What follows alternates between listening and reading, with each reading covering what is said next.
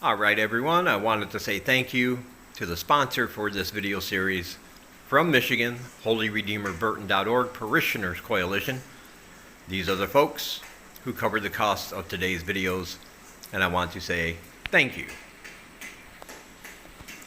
And if you want to make a difference and donate, you can do so at any of the links you see on your screen. There are also clickable links down below. If you don't want to use PayPal, if you don't want to join my Patreon, you can simply go to buymeacoffee.com/DDC. And if you use any of these methods to donate, you will be on my list to receive exclusive videos, updates, pictures, and more that no one else will get to see. And each donation is appreciated, and whatever you tell me to use it for, that is where the money will go. Thank you. On with the video. What's up, guys? Before we begin our adventures today, we're going to sit here and get something to eat.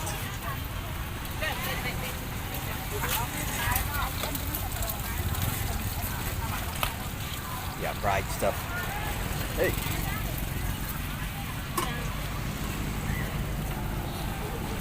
Meat on sticks. And over here we have some fried vegetable cakes. It's all good. It is Tuesday right now as I speak. This probably won't go up until Wednesday though. Ooh. Because we do have some other things to film in between our market visits.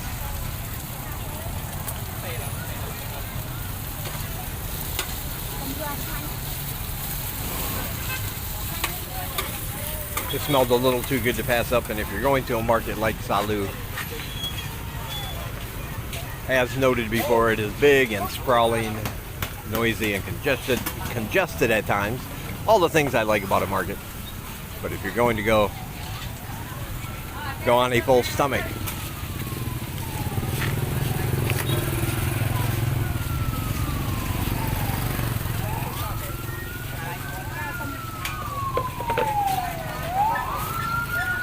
Looks like a pretty busy day here. All the motorbikes lined up in a row.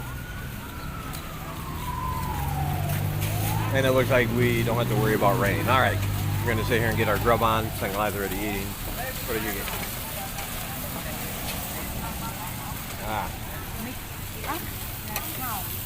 Oh, that's beef. Okay. Alright, I'm going to get my grub on. Talk to you guys in a minute.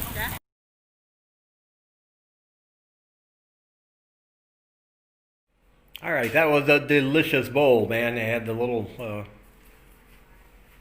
bean things in there. Well, not really beans. I'm not sure what they were. Them little bean looking things. They look like bugs, but they're not. And a nice fried egg. Man, that was good. Anyway, here's the haul from the market. We have some intestine. We have some stomach in here. Some regular pork. Got some cucumbers there. We decided to just get a big thing of oil because, again, it's not just for us. It's for also cooking to pass out food. And we got some more hot sauce that we needed. And that's for all that. And that was around $14, I believe. $14 or $15 for all that. And then we got some, I needed some coffee. There's a local brand here. Don't know what it's called, but it was fairly inexpensive, so I will give it a try. Got some more dish soap, so of course we can keep doing the dishes. And I also got another bag of crickets, because those fried crickets are awesome. They make a great little snack. In addition, we picked up some rice, lots of rice, and we still have vegetables left over from last time, so we are all set. And then we got all our other spices and things down there, as you can see, underwater. Okay, not a bad little trip to the market. Talk to you guys later. Alright, so it's been a few days longer than what I expected, but that's okay. I have some things planned that we weren't able to do when we were supposed to. And those got rescheduled, but that's all right. You can see all that in the next video. But so down here by the river,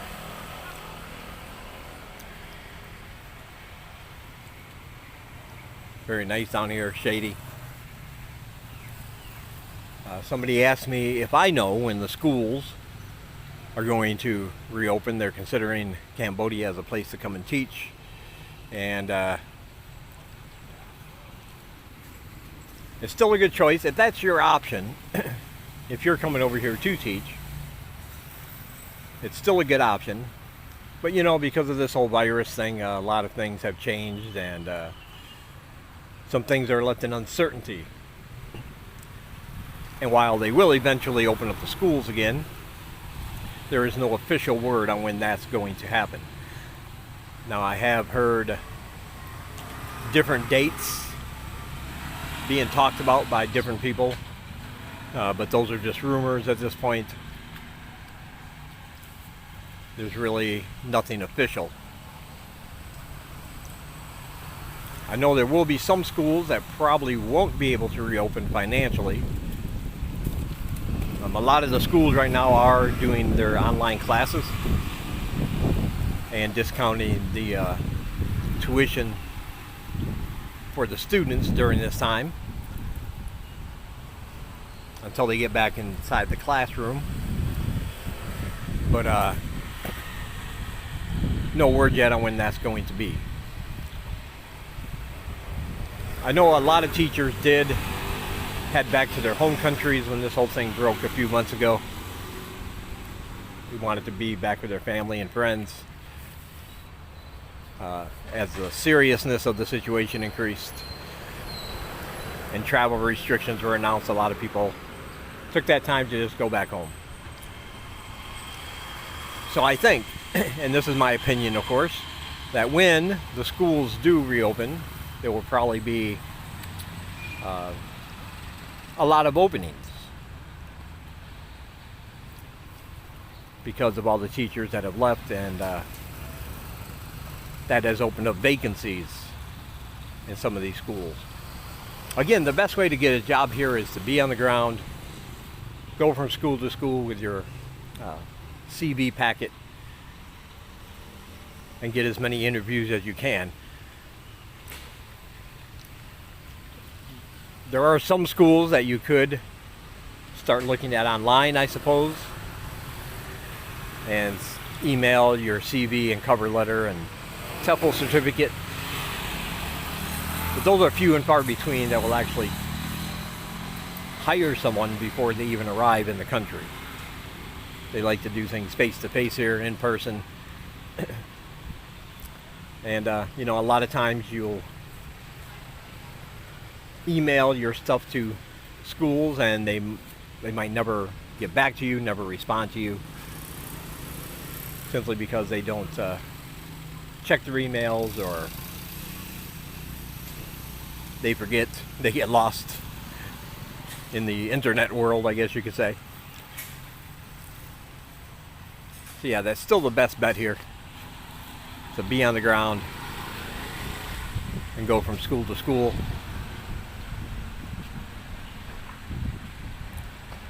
But you have to remember, I know it's been a few months. I think some people have the feeling, and it does feel like longer than what it's been, since all the lockdowns, shutdowns, restrictions and things. But things will get back to normal, and if you're thinking about coming over here, I would say keep that plan intact, if that's what you wanted to do, because things will get better. We just have to have a little patience and hang in there together.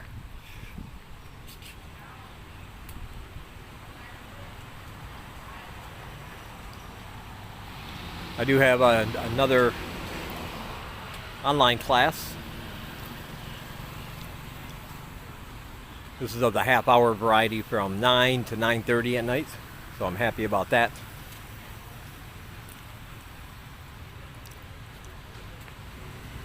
Still though, I can't wait for the chance to get back in person teaching, because as I've said before, that's my preference. That's what I like. I like the interaction.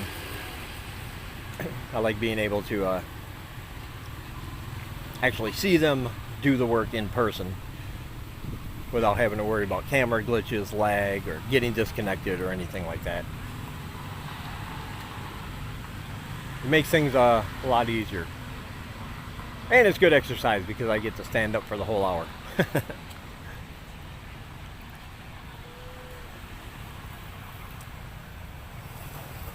always really nice down here by the river. I like it.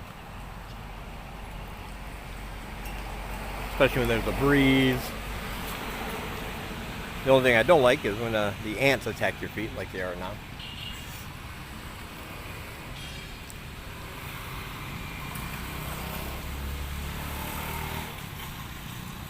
There's a man at the village we sponsor, or the part of the village we sponsor, who has told me that if there's interest, that he would allow me to use his home to teach the kids in that area. So, and we would be able to not only feed them a few times a week, three times a week, but also give them English lessons at the same time. We're in talks right now, and I told him that if there is interest, if people want to help sponsor something like that, then I will indeed do it.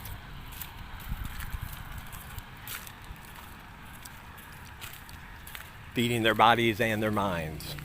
Is that too cheesy? It might be too cheesy. I'll have to think of something else, but that's the gist of it anyway.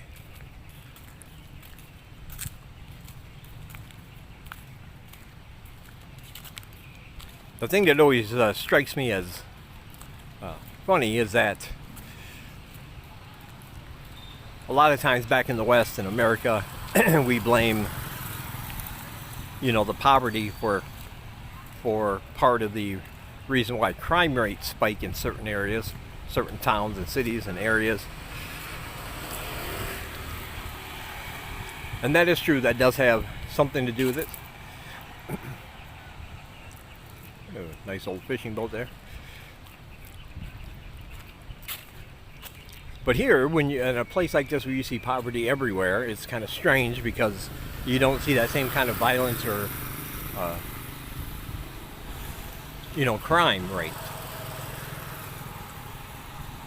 And it's one thing I really like about this country, no matter how poverty-stricken some areas are. You still see a lot of smiles. You still see people just hanging out, having fun together any way they can, and are willing to give and share to help others.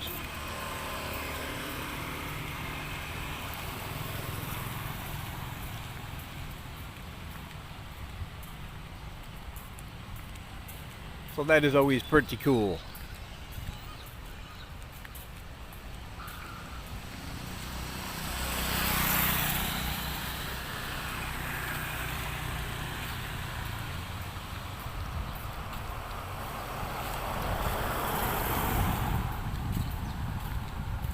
And I always wondered why it is in some areas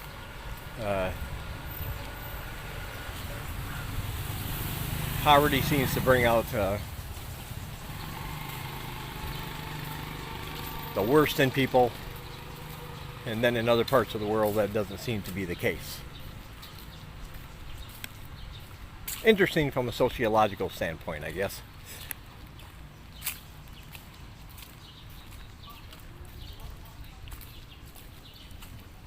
But I'm not going to analyze it. I'm not a sociologist. I'm just telling you my observances.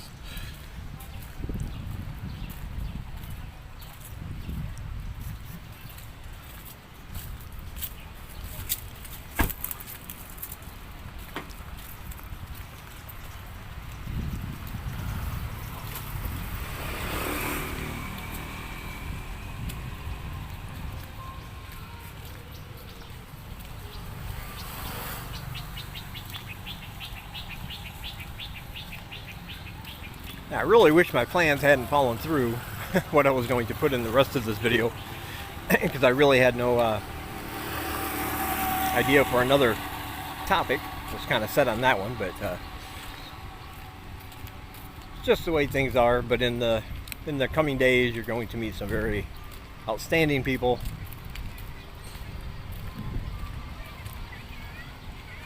doing some very dedicated, solid work to help stray animals in this NCM reap.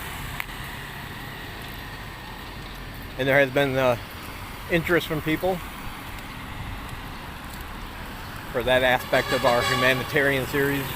I guess this could be called the Dogitarian series. Well, dogs and cats. Well, you'll see all that for yourself in a very soon.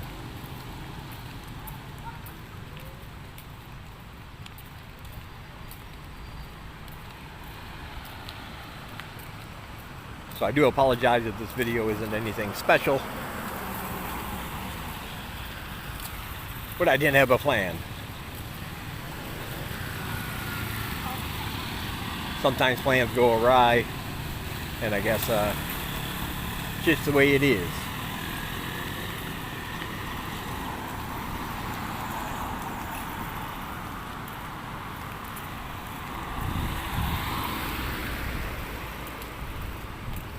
Still no word yet on when the Khmer New Year celebration is going to take place.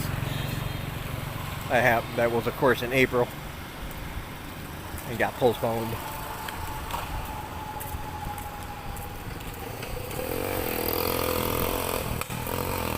So there's a lot of things here up in the air. When the schools are going to be opening, when we're going to be able to celebrate the Khmer New Year. And nothing official is forthcoming as of right now.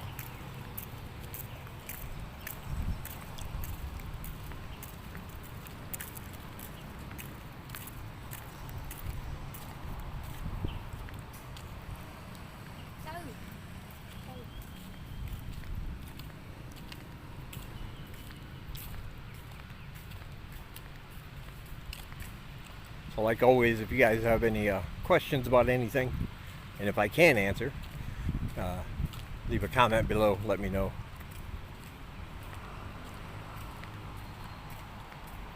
And if I can, I'll be happy to answer it. If I can't, I will simply say I don't know.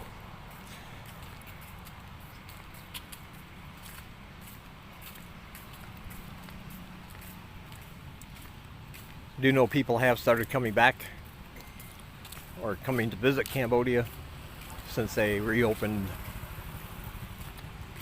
the borders to certain countries. So that's good to see. As you can imagine, tourism taking a huge hit, especially since it's been a few months since anybody was allowed to come into the country.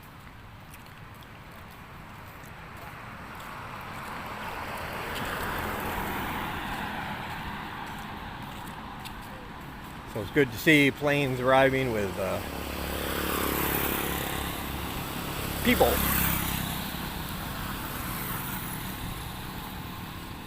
Coming to visit and spending that tourist money, boosting up the economy.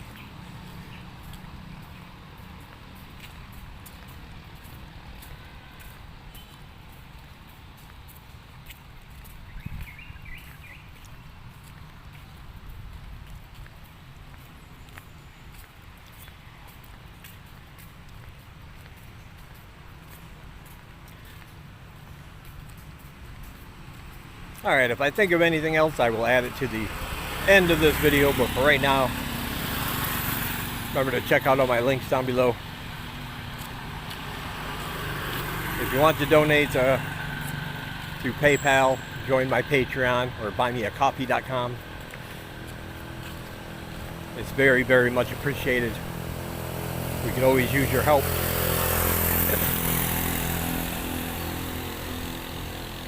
We teach people for free, we feed people for free, and pretty soon we're going to get involved in ways to help the animal welfare cause here in Cambodia. So all of it will be put to good use. And as I always say, these are all your things. I'm just the guy that delivers on your behalf. Also down below are links to my social media. If you want to see pictures and short videos and things that you don't see on YouTube, hook up with me there. Oh, and by the way, if you do donate through any of the methods down below, I will be sure to send you copies of all my future exclusive videos. Try to get those out at least once a week. You also get updates, pictures that other people don't see. And there's more to come.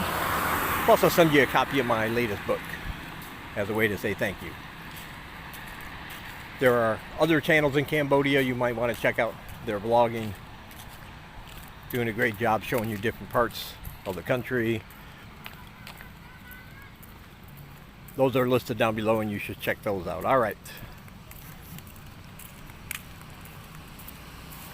That'll do it for this one. And I'll talk to you guys in the next one.